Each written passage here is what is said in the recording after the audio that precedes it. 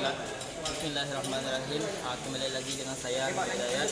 Di sini saya akan menjelaskan daripada sistem EPS, yaitu electric power steering, di mana sistem kemudi yang menggunakan motor elektrik untuk menghasilkan tenaga tambahan untuk menggerakkan sistem kemudi.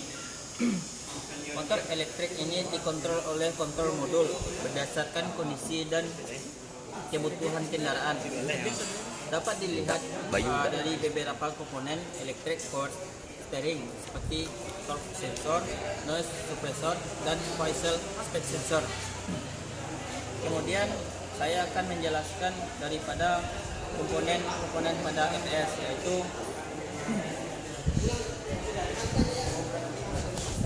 ada ECU seperti ini, di mana berfungsi untuk mengatur kerja dari power steering.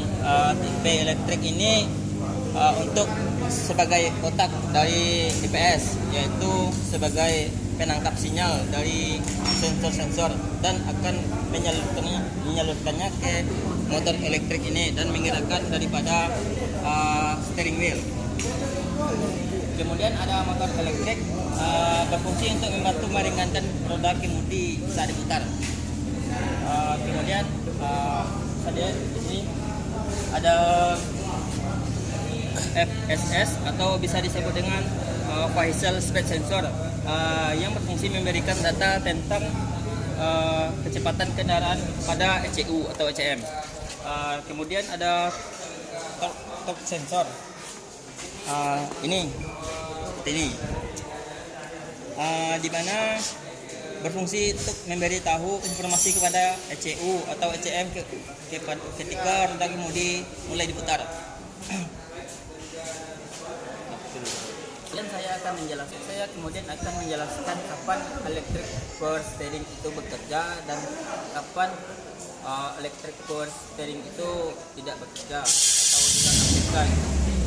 Di sini ketika kecepatan 0 sampai 50 ke atas, maka EPS sensornya akan hidup. Ketika di kecepatan di atas 80 km per jam, maka sensor pada sistem EPS ini akan mati.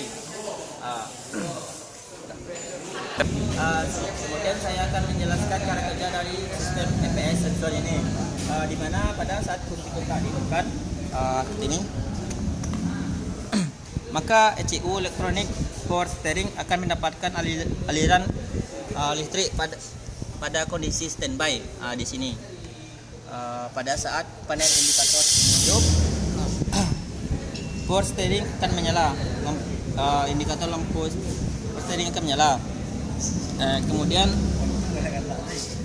pada saat mesin dihidupkan, maka noise suppressor akan menginformasikan kepada ECU untuk mengaktifkan motor elektrik, dan pilot akan menghubungkan batang kemudi dengan motor elektrik. Kemudian pada saat roda kemudi mulai diputar oleh pengemudi, maka dideteksi oleh torque sensor.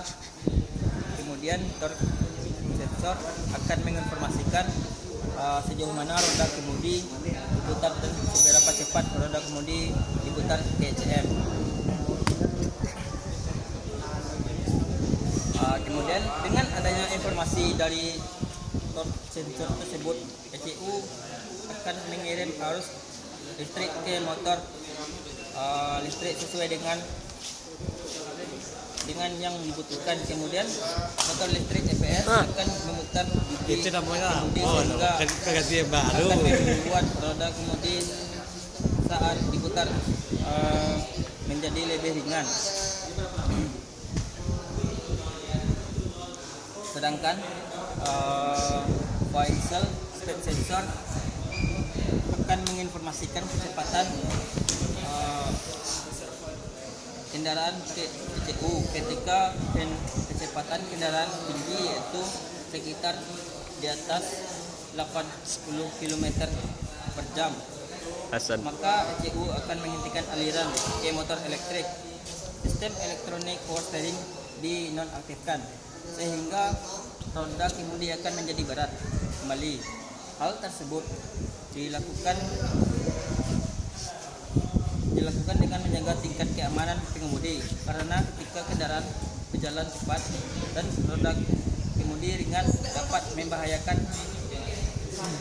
pengemudi, karena ketika kendaraan berjalan karena roda kemudi akan responsif. Oleh karena itu kerja power steering akan dimatikan sementara pada saat kecepatan 80 km per jam di atasnya.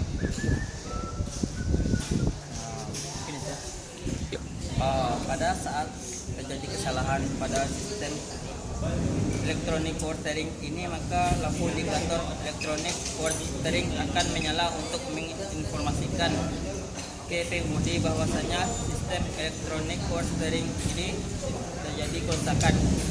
Pada saat itu ECU akan memutuskan aliran ke motor elektrik EPS dan menghentikan arus ke clutch, sehingga akan memutus hubungan antara motor dengan batang kemudi. Kemudian pada saat power steering ini tidak berfungsi, roda kemudi masih dapat digunakan walaupun saat memutar kemudi akan terasa lebih berat dari sebelumnya. Baik, mungkin cuma itu yang bisa saya dapat sampaikan. Salah dan janggal saya mohon maaf. Akhir kata, assalamualaikum warahmatullahi wabarakatuh.